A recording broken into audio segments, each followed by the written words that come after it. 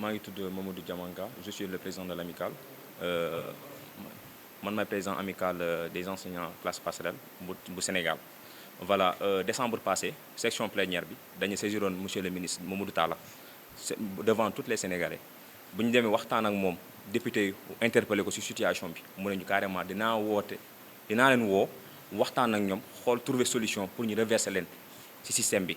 Donc boobu ba léegi Mamadou Talla defu si def nañ ay jéego waxtaan nañ door nañ porte yëpp nangul tijji négocier nañ nangul négociation Mamadou Moustapha Diagne bu président annoncé ma recrutement 5000 enseignants yi Mamadou Moustapha Diagne dafa taxaw télé wax carrément ñu ne dina recruter dafa am ay xale ay ndaw yi nga xamante ne ñi ngi fépp ci Sénégal te ils sont prêts pour dem ci àll bi ñi nga xamante ne carrément pendant 5 ans ñu ngi jàngale ñi nga xam ne mosuñu accepter jël benn salaire bu gën a ndaw jox ko ñooñu pour ñu dem ci àll bi pour lan sacrifier wu pour lan dimbale seen doom yi wala seen kii nii parce que Sénégal dafa am 1 million 800 xale yi nga xam ne waroon nañu dem école demuñu école ñun ñoo relever défi boobu li nga xam ne école sénégalaise fu mu échoué ñun ñoo ko fa relever tey ko recrutement bu naree am recrutement bu mel nii bu naree am 5000 enseignants mu teg ay modalités mu ne carrément ñi am pour diplôme professionnel ñoom lay recruter bu demee ba recruter ñooñu ñan ñoo ci war a teg ñi nga xam ne ñoo la doon liggéeyal balaa ngaa jël keneen ñi nga doon xam ne ñoom ñoo la doon liggéey pendant 5 ans ñooñu nga war a jël d'abord ñooñu nga war a jël mais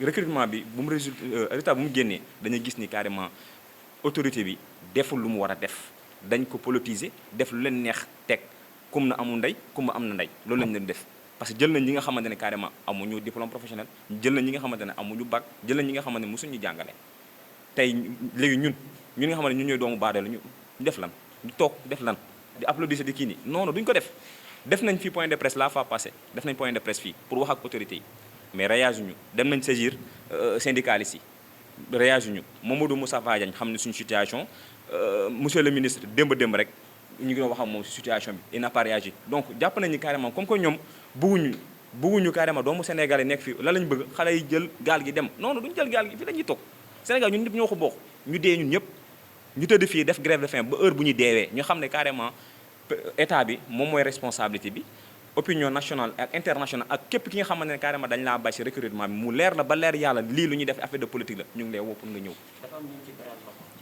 am na un pagaille bu fi toogoon di wax suba heure bi fi la ñuy fekk bëri na ñi nga xamante ne carrément waroon nañ tey seen poste si biir classe yi la mais dañ leen jël sànni leen fële wuti ay ñi nga xamante ne mooy loolu.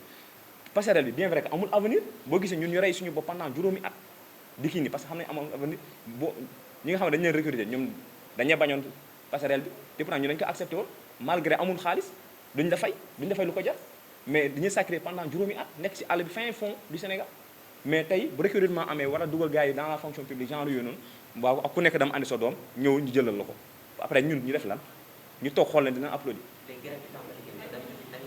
grève bi tey lañ ko tàmbale à 9h dinañ ci dem mu jàllal ñu jël suñu bakkante ko ci duñu reculer ci dara soit ñu dee wala soit ngeen jël ñun ñëpp ngeen suuli ñu actuellement ñun juróom lañ te chaque 8 heures de temps day am kenn kuy rejoindre incha allah enseignant passerelle yi ak enseignant ñi nga xam ne carrément même dul passerelle rek ñi nga xam ne dañu leen bàyyi fépp foo mënte nekk déclaré nga ñëw siège u FRAPP ñu ñëw ñun ñëpp ñu deewandoo ñu moo gën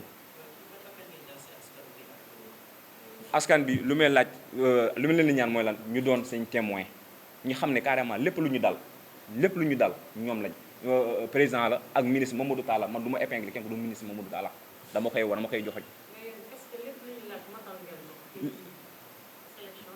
passerelle bi dafa combiner ñi am diplôme professionnel ak ñu amul diplôme professionnel ñu am diplôme professionnel ñooñu dafa amoon IEF bi lañ jox autorisation pour ñu dem déposer diplôme professionnel bi mooy IEF Bakel man dama koy wax mu dëgg IEF Bakel moo joxoon autorisation pour enseignants yooyu déposer diplôme professionnel bi yàlla def ñooñu jàll nañ seet lañ jël nañ leen donc ñi nga xam ne amuñu diplôme professionnel mais am nañ attestation prise de service bi nga xamante ne IEF moom moo ko signé boobu preuve bi wane ne carrément ñii jàngal nañ ci IEF bi ñii liggéey nañ état ñoom ñoo ko signé jox ñu attestation prise de service bi nga xam ne durée de 5 ans ñoom ñoo ko signé jox ñu ko donc yaakaar naa ne carrément preuve ke mënu weesu loolu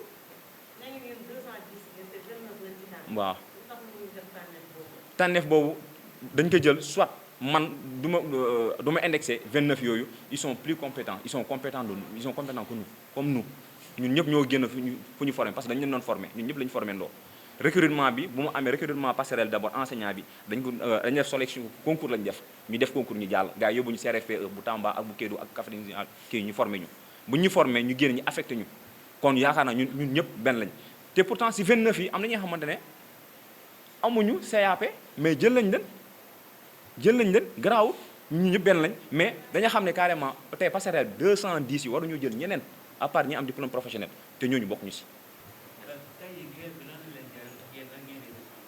grève yi lu mu ñu jaral nañu ba ñu jël suñu nafsu teg ko ci ba ñu dee duñu dellu dara parce que ministre bi bu ñu ko interpellé section plénière dafa taxaw devant 16 millions sénégalais ne carrément danaa leen recevoir vidéo yi ñu ngi circulé dans les Facebook.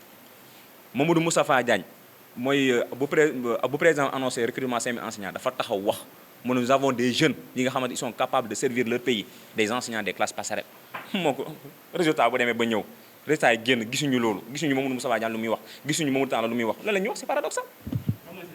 suñu sentiment mooy lan dañuy naqaru ba naqaru fu mu yem instant nii nous sommes dañu jàppee comme benn genre objet bi nga xam ne dañu utiliser pendant juróomi at la ñu sànni la ngay dem sa yoon objet lu ñuy jàppee objet boobu nag tey ñu moom te ñu ñoo jaaxaaloo askan waxal leen carrément ñun duñu reculer jaral nañu ñu dee. C'est Cheikh Oumar Sissoko, enseignant des classes passerelles. Nous sommes aujourd'hui au siège du FRAPP pour entamer officiellement une grève de la faim. Le motif est que la fois passée, nous avons tenu un point de presse concernant le recrutement clientéliste sur les 5000 enseignants. Nous sentons que nous avons été lésés par ce recrutement. Nous, les enseignants des classes passerelles, nous détenons des classes pas moins de 5 ans. Nous avons capitalisé 5 ans d'expérience. Donc, nous jugeons que personne n'est beaucoup plus méritant que nous sur ce recrutement. Mais malheureusement, sur les 210 membres, seuls 29 ont été recrutés, ce qu'on ne peut pas accepter. Raison pour laquelle nous allons tenir dès maintenant une grève de la faim illimitée. Et nous appelons à tous ceux qui se sentent lésés de ce recrutement de se joindre à nous. Parce que c'est un combat de principe qu'on doit mener jusqu'au bout. Jusqu'à l'obtention du recrutement total de tous les enseignants lésés. Ceci est la deuxième étape. La première étape, c'était le point de presse. Maintenant, comme ils ne nous ont pas donné le choix, nous allons entamer cette grève de la faim illimitée. J'appelle l'autorité pour qu'il sache que tout ce qui adviendra sur ce, il est le principal responsable. Nous ne pouvons pas rester dans les classes pendant 5 ans et que l'autorité annonce un recrutement tout en nous laissant en rade. Nous n'allons pas l'accepter. Donc, cette grève de la faim va continuer. Et 5 vont démarrer cette jet. Tous les 8 heures, un autre va se joindre à nous. Soit l'autorité réagit, ou bien on va continuer sur cette lancée.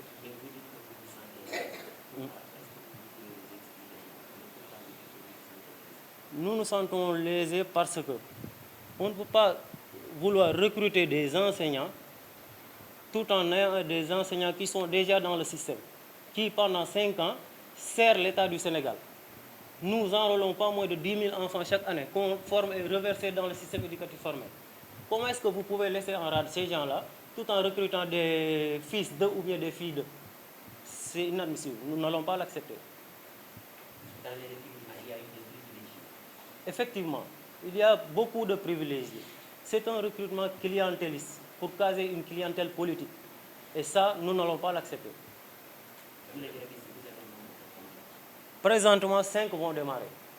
Mais tous les 8 heures, un autre va se joindre à nous. Le collectif regroupe 210 membres. Sur les 210, seuls 29 ont été recrutés. Est-ce que vous ne pensez pas faire autre chose pour faire de la fin, par exemple? Au lieu de faire une grève de la faim, par exemple, faire des réclamations Ils ne nous ont pas donné le choix. Au début, la semaine dernière, on avait tenu ici un point de presse. Nous avons rencontré nos autorités académiques. Ça, c'est l'ultime étape. Donc, comme ils ne nous ont pas donné le choix, nous, on va entamer une grève de la faim illimitée. On avait écrit un mémorandum adressé au ministre de tutelle vous a pas répondu? Non, il ne nous a pas répondu. La semaine dernière, nous avons tenu un point de presse. On n'a pas eu écho. Donc, vu qu'ils ne nous ont pas donné le choix, nous allons entamer cette grève de la faim et le ministre sera tenu pour responsable de tout ce qui adviendra à l'issue de cette grève. C'est-à-dire avant d'en arriver à la grève de la faim, il y avait d'autres actions. Plusieurs actions ont été menées. Est-ce que vous ne pensez pas que c'est un risque de faire? Mais ils ne nous ont pas donné le choix. On avait passé par toutes les étapes possibles. On a même consulté certaines centrales syndicales. Mais jusqu'à présent, on n'a pas eu gain de cause. Nous n'allons pas rester les bras croisés à ne rien faire. Qu'est-ce que vous ressentez aujourd'hui? C'est un sentiment de frustration. Parce qu'au moment où les gens refusaient de rejoindre au fin fond du Sénégal, nous avons accepté de rejoindre et de former nos frères et sœurs afin de les reverser dans le système éducatif formel. Nous contribuons au développement du capital humain sénégalais. Donc nous méritons beaucoup plus de considération. Vous êtes triste aujourd'hui? Non, c'est un sentiment de frustration parce que nous ne méritons pas cela. Franchement, nous ne méritons pas cela. Tous les critères, le ministre avait dégagé certains critères. En premier lieu, les détenteurs de diplômes professionnels. En dehors des détenteurs de diplômes professionnels, ceux qui ont de l'expérience. Nous capitalisons pas moins de 3 voire 5 ans d'expérience. On participe aux cellules pédagogiques. Tout ce qu'un enseignant fait, nous le ferons. Donc, en dehors des détenteurs de diplômes professionnels, personne n'est beaucoup plus méritant que nous. Il y a même des détenteurs de diplômes professionnels qui n'ont jamais mis les pieds dans les classes, alors que nous, pendant 5 ans, nous sommes dans les classes.